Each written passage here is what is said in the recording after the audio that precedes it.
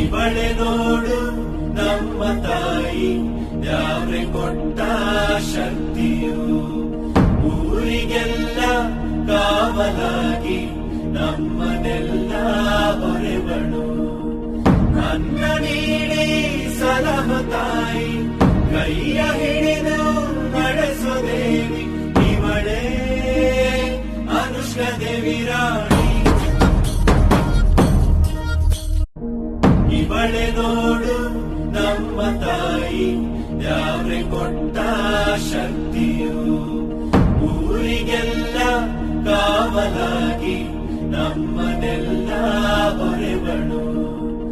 ಅನ್ನ ನೀಡಿ ಸಲಹ ತಾಯಿ, ಕೈಯ ಹಿಡಿ